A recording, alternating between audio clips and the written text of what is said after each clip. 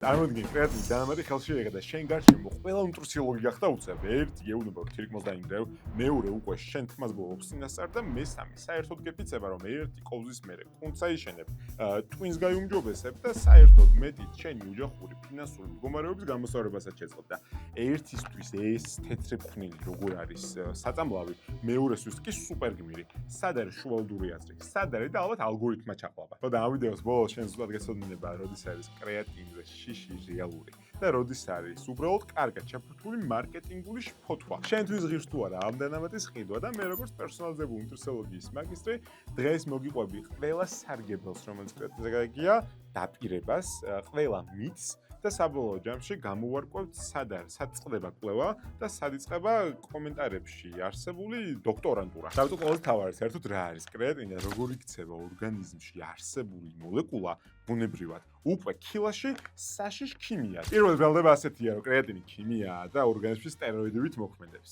ისე რა უცნაურია, ეგრე აშორიო, წყალის ქიმია და ნატრიუმის ქლორიდი, სუფრის მარილის ქიმია და მეტიც საერთოდ პერიოდულ ტაბულას გვერდს რო ჩაულებ, ეგრევე სასწრაფოში უნდა ეკავდნენ. მაგრამ ეგ არ არის რეალობა.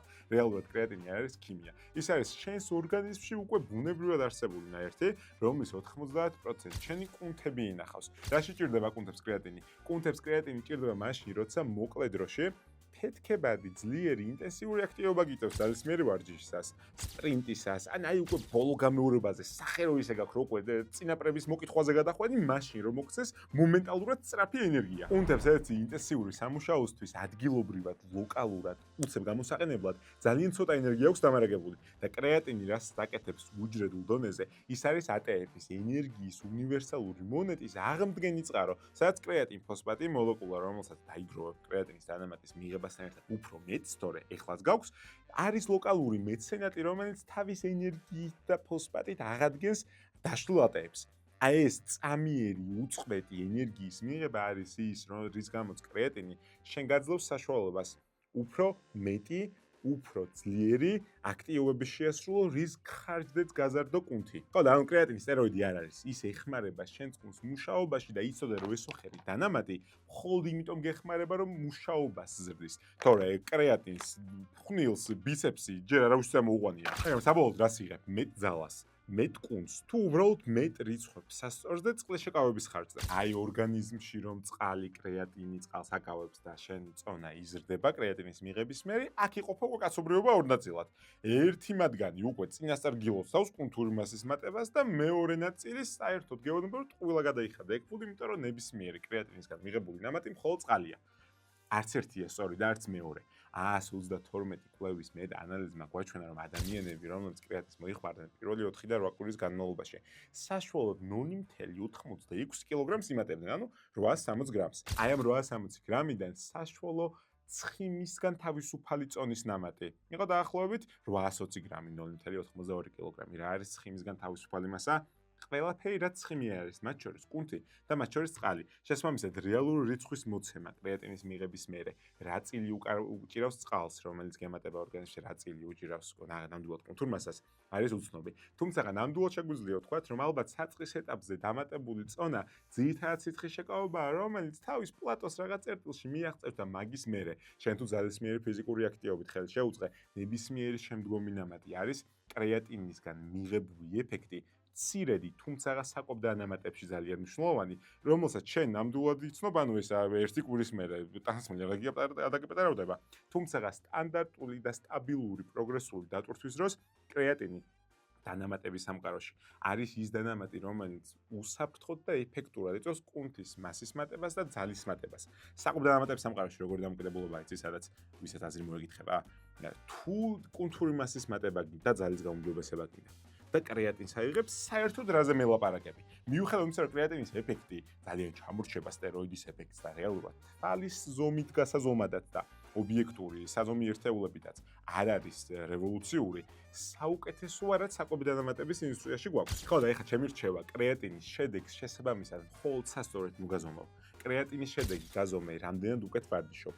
ეფექტურობით, სუბიექტური განცდით, უფრო მეტჯერ წონას და მეტ წონას წევ თუ არა. ეს არის ყველაფერი, რომელიც განსაზღვრავს კრეატინი რეალურად ეფექტურია შენთვის, დოზის სრულობა გჭირდება, თუ საერთოდ სხვა ტიპის დანამატს უნდა მიმართო. მაგრამ ამ ყველაფრისგან მიუხედავად, ალბათ გაიგია, რომ კრეატინი მაინც აშია, იმიტომ რომ თირკმლებს უშვებს პირდაპირ მოუსვლელში ჯოჯოხეთშიო. იმიტომ რომ კრეატინის მიღებასთან ერთად ორგანიზმში კრეატინინის ისეთი ნაერთის, რომელიც ცირკლის ფუნქციონირებას განსაზღვრავს, მისი დონე იწევსო. ეხლა რეალურად როგორ მივედით კრეატინიდან კრეატინინამდე და მერე ცირკლის ფუნქციის მოშლამდე. კრეატინინი ნამდვილად არის ის, რომელსაც მედიცინაში ვიყენებთ თირკმლის ფილტრაციული უნარის განსასაზღვრად. შესაბამისად, თირკმლის უკმარისობების გამომვლენში კრეატინინის დონეს არა მარტო, მაგრამ მას ძალიან დიდი როლი უკავია. და კრეატინინი როგორც წესი ფიზიოლოგიურად მიმატებს მასში, როცა კრეატინის დანამატს ვამ, ასევე ინტენსიურად ვარჯიშობ და კუნთის ქსოვილი დეგრადაციას განიცდის. სწორედ ამიტომ, სანამ გული გაუსკდება შენ ან შენ ექიმს ამ მცირედი ფიზიოლოგიური მატებით, მაინც გააფრთხილე, რომ კრეატინს ვამ. შესაბამისად, კრეატინის მომატებული დონე, რომელიც ფიზიოლოგიურია, ამასობაში იცოდა, რომ არც ერთი კვლევით არ გამოვლინდა, რომ ჯანმრთელ ადამიანებში მიწვევს თირკმლის ფუნქციის დაქვეითებას. კრეატინის ფიზიოლოგიური მატება არ ნიშნავს დაქვეითებულ ფილტრაციულ უნარს და ამაზე კვლევები ჩატარდა საკონტროლო ჯგუფებად, სადაც ავიღეთ ადამიანები კრეატინს ვინც იღებდა, ვინც კრეატინს არ იღებდა, განსაზღვრეთ კრეატინის ზონის მატება ზოგიერთ ადამიანს საერთოდ არ მოიმატა და რაც თავარია მიუხედავად მცირედი დამატისა, თირკმლის ფილტრაციის ფუნქცია არ დაზიანდა. და რაც ყველაზე მნიშვნელოვანი, ეს ეხება ჯანმრთელ ადამიანებს. თუ უკვე შენ გაქვს თირკმლის დაავადებები, ან იღებ მედიკამენტებს, რომელიც ჩართულია თირკმლის ფუნქციონირებაში, ან გაქვს კენჭების წარმოქმნისკენ გააქტივებული მიდრეკილება. იცოდე, რომ კრეატინის დალევის დაწყება შენ ექიმთან უნდა გაიარე. ამისთვის არ ვიცი, ვიდეო ზარით შენ თირკმლს ვერ გავიცნობ. ჯანსაღი კომუნიკაცია ქონე შენ ექიმთან, დარწმუნდი, რომ შენ ექიმს აქვს ჯანსაღი კომუნიკაცია უახლოს კვლევებთან საკვები დანამატების ინდუსტრიაში და აუცილებლად გამოვარკვევით. სხვა შემთხვევაში ჯანმრთელ ადამიანებში თირკმლის ფუნქცია არ ზიანდება კრეატინის ადეკვატური დოზის მიღებისას, რომელსაც ცოტა ხანში გეტყვი. აი, თირკმლის ამები გავიარეთ, მაგრამ კრეატინი ამელუტებსო? თან კი მომრავლდა ეს მელუტი ხალხი და მეც თუ კარგად დამაკვირდები, ცოტა შევთხელდი. ალბათ ამის ბრალია. რაც ნახეთ კვლევებში, ერთმა კვლევამ რაც გვანახა, რა მორაგბეებზე ჩატარებულმა კვლევამ იყო ის, რომ მცირე პერიოდის განმავლობაში მორაგბეები იღებდნენ ისვამდნენ კრეატინს და მათ ორგანიზმში ნახეს სიმილუტესთან ირიბად დაკავშირებული ჰორმონის DHT-ის დონის მატება. თუმცა ამ მორაგბეებს ერთი ღერითმა ჩამოუვარდათ თუ არა, ეგ დღემდე არავინ არ იცის, იმიტომ რომ კვლევას ეგ არ დაუდასტურებია, მაგრამ რა უნდა, სოციალურ მედიას მეტი სიმილუტე აიღო სიტყვად, გამოიტანა სათაურში და ხალხიც დაიკლიკა. სწორედ ამ შიშის შესამოწმებლად შემდგომ განმეორებითი კვლევა ჩატარდა 12 კვირის განმავლობაში, სადაც მამაკაცები იღებდნენ კრეატინს და ყველა ჯგუფი ვინც არ იღებდა კრეატინს, განისაზღვრა უფრო მეტი რამ, განისაზღვრა DHT-ის დონე, განისაზღვრა ტესტოსტერონი, განისაზღვრა ამასობაში თმის სისქე, ამასობაში თმის წვენის ხარისხი, რომელსაც არასწორად გეუბნებით, მაგრამ მიმოხტვის თქმა მინდა, ანუ ამ დროს უკვე თმაც მოიწვიეს კვლევაში. რაც ნახეს არის ის, რომ კრეატინის მიღებას 12 კვირის განმავლობაში არანაირი ნეგატიური ეფექტი არც DHT-ზე არ გამოუჩენია, ამასობაში არ ქონია ნეგატიური ეფექტი თმის წვენაზე. თუმცა ამ კვლევასაც თავის შეზღუდვები აქვს. 12 კვირიანია, მოკლევადიანია, მხოლოდ მცირე ჯგუფზე ჩატარდა, ყველა კაცი იყო, ამიტომ ვენების გადაჭრით იმის თქმა, რომ კრეატინი აუცილებლად სიმელუტეს იწვევს. ამ პირიქით კრეატინის გამო არასდროს გამეულტები არ შეგვიძლია, სიმელუტე გვერდზე გავუდოთ, თუ ვივარაუდებთ, რომ ეს კვლევა ვინც ჩაატარა მელუტი გაბოროტებული კაცი იყო და პირველი ინფლუენსერი ვინც ეს გამოიტანა სააშკარაოზე ის მელუტი იყო. დავანებოთ ახლა მელუტებს თავი და გადავიდეთ რეალურად კრეატინის შემდგომ შიშზე, რომელიც არის წყლის შეკავება მხოლოდ კუნთებში და ამასობაში ორგანიზმის კრუნჩხვები და დეჰიდრატაცია. რეალურად როცა კრეატინზის ფუნქციას სითხისთან დაკავშირებით განვიხილავთ, უნდა იცოდე, რომ კრეატინს აქვს ორგვარი ეფექტი. ერთი შეიძლება და აუცილებლად გამოიწვევს ლოკალურად კუნთის ქსოვილში სითხის შეკავებას, სითხით გაჯერებას, რომელიც ამასობაში ფიზიოლოგიური, ეს არის შეშუპება, ეს არის კუნთის ქსოვილის ადეკვატურად სითხის მომარაგება, რომელიც მის ფუნქციონირებაში დიდ ეფექტს გაძლევს. და მეორე ნაწილი არის ორგანიზმის დეჰიდრატაცია, რომელსაც აქვს უნარი კრეატინს გამოდევოს მეტი სითხე თირკმლებიდან. სწორედ ამიტომ ეხლა ამ ინფორმაციის ფონზე ერთი გეუბნება 9 ლიტრა დალიეო, მეორე 4 ლიტრაო და მესამე საერთოდ გეტყვის კრეატინის მიღებასთან ერთად აბაზანაში ჩაწექი, რომ წყალი ზემოდან შეიწოვო. სად არის ყველაფრის სიმართლე? სად არის და იქ არის რომ რეალურად ზუსტი რიცხვი დამატებული სითხის რაოდენობის, რომელიც კრეატინის დანამატთან ერთად უნდა დალიო, არ არსებობს და დამოკიდებულია შენს არსებულ წონაზე, ფიზიკური აქტივობის ინტენსივობაზე, გამოყოფილ ოფლზე, ამასობაში გარემოს ტემპერატურაზე, ტენიანობაზე. თუმცა უსაფრთხო იქნება, რომ თქვათ, რომ დამატებული სითხე, რომელიც იქნება ერთის სავსე დიდი ჭიქა დაახლოებით 250-300 მილილიტრი მინიმუმ ჭირდება ერთ ულუფა კრეატინს. თუ ულუფებში აცდანა გაქვს რომელიც ცოტა ხანში გეტყვი, კიდევ უფრო მეტი ცხადა გჭირდება, მაგრამ არ არსებობს 7 ლიტრიანი წყლის ნამატის ლიმიტი. ამასობაში, თუმცაღა ხშირად ხვდებით ადამიანებს, ვინც სითხის ბალანსს ზოგადად არ ითვალისწინებს და კრეატინის მიღებასთან ერთად უცებ ნახა რომ 3 ლიტრის მეტი წყლის დალობა უწევს. იმიტომ კი კრეატინი დალია. იმიტომ რომ ეხლა გაიცნო თავის სითხის საჭიროებები, რომელიც არის 2 ლიტრა და კიდევ ერთხელ სპეციფიკურ ფორმულას ეფუძნება. დააკვირდი ამასობაში შენ წყურვილის გრძნობას როგორც წესი ყველაზე კარგი ინდიკატორია ის შენს ორგანიზმში სითხის ბალანსის. ამიტომ კრეატინთან ერთად მეტი წყალი, თუმცა არა 20 ლიტრიანებით. ანუ მით მეტი სითხე გჭირდება, რაც მეტ კრეატინს იღებ და რეალურად რა არის ის კრეატინის რაოდენობა, რომელიც უნდა მიიღო. ძველ სკოლას თუ დაუჯერებთ ბოდიბილდერებიდან გადმოსული რჩევარი დატვირთვის ფაზა 25-30 გრამი კრეატინის მიღება ერთ წუთის განმავლობაში, მაშინ როცა დღევანდელი მიდგომა არის 3-დან 5 გრამამდე. თუ ძალიან მაღალი კუნთური მასა გაქვს, შეიძლება ეს იყოს 5-დან 7 გრამამდე კრეატინი, რომელიც ყველა თავის ფუნქციას ასრულებს და ამასობაში გიწევს ყველაფერი ნეგატივისგან. რა არის ყველაზე ნეგატივი? ერთი დიდი ულუფა კრეატინის მიღების შემდგომ საშუალო სისტემის დისკომფორტი, ზოგჯერ დიარეა. შებერილობა, რომელიც არ გვჭირდება კრეატინის მიღების დროს, მაშინ როცა შემიძლია საჭირო დოზები მივიღო ხანგრძლივ პერიოდში. კრეატინი არ არის ყავა, კოფეინი. ვარჯიშამდე 40 წუთი ადრე დალიო და ეფექტი მოხდეს. კრეატინს დაახლოებით 2 კვირიანი გაჯერება ჭირდება, როგორც ერთ დაბალ დოზებში, ისევე მეორე მაღალ დოზებში, მაგრამ გთხოვ, ჩემი ხათრით თუ ვინმე დაგაძალა დარბაში, ეხა დალიე ძმა ჩაარტყი, აქედან ერთ კვირაში აიწევსო კუნჭი კრეატინის დოზაო. ის 20 გრამი მაინც გადაანწილა დღეში მინიმუმ 2 ან 3 ულუფად, რომ შენი საშუალო სისტემა მაქსიმალურად დაისვა და ამასობაში კრეატინის მაღალ დოზებთან ერთად ამასობაში მიიღე წყალი. აი ხა მე მგონი ბრალდებების ხარე ამოუწურეთ და ეხა საქმე შემოვიდა დაცვის ხარე. რა არის კრეატინის სარგებელი? ეხა ნახე ძალიან კარგი ლოგიკა. კრეატინი და ტვინი. თუ კრეატინი კუნჩი ლოკალურად ენერგიის უმარტივესი ერთეულის წარმოქმნას ეხმარება და ენერგიის სჭირდება, ჩემი ტვინი ქსოვილი, რომელიც ალბათ ყველაზე მეტ ენერგიას ხარჯავს, ასევე იხეირებს. ნამდვილად კარგი ლოგიკაა. თუმცა აი ეს იმიტომ რომ შედეგად ლოგიკა არის ხოლმე იმის შედეგი, როცა მარკეტინგი ბოლომდე კვლევის წაკითხვა ეზარება ან დაავიწყდა. იმიტომ რომ რეალურად ეს ერთ შეხედვით ლოგიკური მოსაზრება ჯერ კვლევებით მაინც დასამტკიცებელია. რას გვეუბნებიან კვლევები? კვლევები გვეუბნებიან, რომ კრეატინს ამასობაში კუნთური მასის და ძალის მატების მიღმა შეუძლია კონდეს თავისი დადებითი ფუნქცია შენს კოგნიტურ შესაძლებლობებზე, დასწავლის უნარზე და დამახსოვრების უნარზე და ამასობაში კონცენტრაციის უნარზე. თუმცა კვლევები არის ძალიან მრავალფეროვანი, ამასობაში მოკლევადიანი და მცირე. რის გამოც მიუხედავად იმისა, რომ ზოგიერთ კვლევაში ნამდვილად დაფიქსირდა დადებითი ეფექტები კრეატინის მიღების კოგნიტურ შესაძლებლობებზე.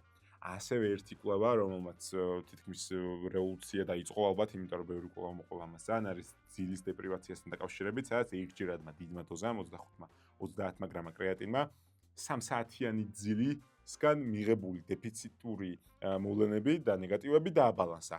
თუმცა ეს იყო ჯერჯერობით მხოლოდ ერთეულ კვლევებზე გვაქვს საუბარი, მაგრამ შეგვიძლია ვერავდოთ, რომ თუ შენ ხარ ქალი ეხლა გიყავით პოპულაციებს, რა პოპულაციებშიც ყველაზე მეტი ბენეფიტი ვნახეთ კოგნიტურ უნარებზე, კრეატინის დამატებით შენ ტვინის ჯანმრთელობაზე. ქალი, ვეგანი ან ვეგეტარიანელი, იმიტომ რომ კრეატინს დაუცველი მხოლოდ ცხოველურ წყაროებში ნახულობთ.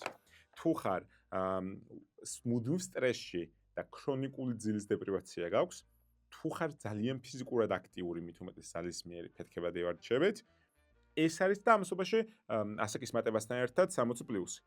ეს არის ის პოპულაციები, სადაც კრეატინის მიღებას და კოგნიტურ და ტვინის ეფექტებს ყველაზე დიდი კორელაცია აქვს. ეს ასევე ნიშნავს იმას, რომ თუ შენ ხარ ჯანმრთელი, ზრდასრული, დაბალანსებული კვებით, აქტიურ ძალის მივარჩევს არ ეწევი და ამასობაში შენი ძილიც ასე თუ ისე მოწესრიგებულია, კრეატინისგან მიღებული სარგებელი იქნება, არ ვიცი, როგორც ძალიან თხელი რა ვთქვა, კრეატინი მჭირდება, ძილის დეპრივაცია. ცირედი სარგებელი იქნება მოკლედ მეგობრებო.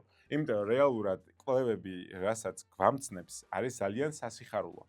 თუმცა როგორც EFSA გვეუბნება, ჯერ არ გვაქვს ადასტურებულია ტვინის ფუნქციონირებასთან დაკავშირებული კვლევები და თავი შევიკავოთ და ვეთანხმები. ასე დროს როგორც წესი მარკეტინგი ნამდვილად ორი ნაბიჯით მინიმუმ უსწრებს კვლევების ინფორმაციას. მიუხედავად იმისა, რომ კრეატინი კიდევ ერთხელ ჩემთვის არის ყველაზე ადასტურებული და უსაფრთხო და არა მარტო ჩემთვის, საკვები დანამატი, რომლის ეფექტებიც მეცაც გეტყვი კუნთისა და ტვინის მიღმა შენს მადის რეგულაციაზე და ძილის რეგულაციაზეც მიდის. აი გამოვარკვიეთ, რომ კრეატინი შენ მიზანს უხდება, მაგრამ მაინც დარჩა ერთი ადგილი, სადაც შეიძლება მარკეტინგულად მოტყუდა და მეტი ფული გადაიხადო. და ეს არის შევედი საკვები დანამატების მაღაზიაში, თავის კრეატინების პალიტრა. კრეატინის მონოჰიდრატი, სკუპი, რომელიც ყველაზე მეტად მინდა რომ აირჩიო. შემდგომ დევს HCl ფორმა, დევს ჰიდროლიზებული ფორმა, მიკრონიზებული ფორმა, ულტრაფორმა და შენ ძიბნები. გონია რომ ეს დამატებითი სახელები კრეატინს აძლევს დამატებით სუპერზალებს. მაშინ როცა რეალურად ზოგიერთი მათგანის დაპირებით კრეატინის შეწოვა უფრო ეფექტურია, ზოგჯერ დისკომფორტს ამცირებს საშუალებელი სისტემის და ასე შემდგომ. კვლევები დამტკიცებული ჯერჯერობით ყველაზე უსაფრთხო ეფექტური და იაფი ფორმა ეს ოხერი კრეატინ მონოჰიდრატია, რომელიც ამასობაში უნდა იცოდე, რომ ეტიკეტის კარგად კითხვით, ჩემო ვეგანო ან ვეგეტარიანულ მსმენელობო, როგორც ეს კრეატინის დანამატი არის ვეგანური, როგორც ეს სინთეზურია, მიუხედავად რომ კრეატინის ხოლმე პროდუქტებში ვნახულობ, კრეატინის სინთეზურია უმრავლესობა, ამიტომ ვეგანურ ჭრილში ჯდება. თუმცა რაც შეიძლება არ იყოს ვეგანური არის დამატკოვლები, დანამატები და ზოგჯერ ის გუმფისი ან შემადედებლები, რომლებიც კაფსულის მიღებაშია გამოყენებული, ამიტომ კარგად წაიკითხე ეტიკეტზე, თუ რეალურად სუფთა ვეგანურ ფორმას ეძებ კრეატინისას. ესօრი რამე მინდა გაითვალისწინო კრეატინის მონოჰიდრატის ფორმის ძიებაში, რომელიც ჯერჯერობით კიდევ ერთხელ ყველაზე იაფი, უსაფრთხო და ეფექტური ფორმაა კრეატინების სამყაროში. კარგი, ახლა კრეატინის ყველა ბრალდება და უპირატესობას მოვისმინეთ და რეალური კითხვა რაც რჩება არის, აქვს თუ არა აზრი კონკრეტულად შენთვის. კრეატინის დანამატის ყიდვას და მიღებას თუ შემდგომი დანამატი იქნება, რომელსაც კარადის თაროზე სამზარეულოში შემოდებ და აღარც აღარ გაიკარები. პირველი ყველაზე მნიშვნელოვანი შენთვის კრეატინის უპირატესია თუ შენ ხარ ადამიანი, ვინც სტაბილური დატვირთული ძალისმიერი ვარჯიშებით ვარჯიშობს, ფეთქებადი ვარჯიშები გაქვს, სპრინტი, ძალისმიერი ვარჯიშები, შეიძლება ის იყოს ამასობაში ჯგუფური სპორტი, სადაც ძალაა ჩართული. კრეატინი არის შენი არჩევანი. თუმცა იცოდე რომ კრეატინის მიღების ეფექტს დღესდღეულზე ერთ კვირაში არ უნდა ელოდო რომ მაისური გამოსასვლელი გექნება. კრეატინის ეფექტი არის ორკვირიანი უწყვეტი კრეატინის მიღების გზა, მცირედი, თუმცა საგრძნობლი შედეგების მისაღებად აქედან თვეების განმავლობაში. ვისთვის არის შედეგი უფრო გაურკვეველი? ვისთვის და ადამიანებისთვის, ვინც კრეატინს იღებს, მხოლოდ მეტი ენერგიისთვის არ ვარჯიშობ, ძილზე პრივაცია არ გაქვს, უბრალოდ მეტი ენერგია გინდა, ამ ადამიანებისთვის კრეატინის სარგებელი შეიძლება იმაზე ნაკლები იყოს, ვიდრე კრეატინის მიღებაში დახარჯული ფული, ენერგია და დამატებით თავისდღეული იქნებოდა. ამიტომ ამაზე ჯერ კვლევები არ გვაქვს, გადაწყვეტე შენი ჯანმრთელობის და მიზნებისამებრ. ვის სჭირდება ექნა საუბარი? სჭირდება ადამიანებს, ვისაც აქვთ თითქმის არსებული პრობლემები. ან იღებენ მედიკამენტებს, რომელთაც სარწმუნოები არიან, რამდენადაც უკავშირდებიან თითქოს ფუნქციონირებას. მეძუზური, ორსული ქალბატონები და სპორტსმენი ბავშვები, ძირითადად ასოციაციებით გონებიან 16 წლის შემდგომ, აუცილებლად მიიღეთ ექიმისგან დასტური, თუ თითქოს არსებული პრობლემა გაქვთ. გესურნება ალბათ და ექიმიც გყავს. მასთან გაიარე. როგორც წესი დაგაუარებს. მაგრამ მაინც მე ხა ვიდეოზე არის კიდე ერთხელ შენ თითქმის ვერ გავიცნობ და ვერ ვნახავ. ამიტომ ყურადღებით იყავ. თუ მიღება გადაწყვიტა, იცოდე რომ დოზირებას ძალიან დიდი მნიშვნელობა აქვს, სწორედ ამიტომ მინი კურსი მოგიმზადე. ეხლა ჩემი მიერ ნათქვამი ყველადებულებად თავის კვლევების შაშლით კიდე ზედმეტი ინფორმაციით. ამ მინი კურსში დახვდება თუ ხარ ადამიანი, ვინც სიღრმისეულად ეძებს ინფორმაციას მათ შორის აკრ დანამატებზე, ეს QR და სკანერი ან ლინკი ნახე აღწერაში. გადმოდი ფორმაში ავსე, გადმოგიყვანს მინი კურსების სივრცეში, სადაც კრეატინზე და სხვა ბევრ მნიშვნელოვან საკითხზე დაგვხვდება ინფორმაცია, რომელიც აუცილებლად გეხმარება ჯანსაღი ყოფის გზაზე შენი ბიზნესის მიღწევაში.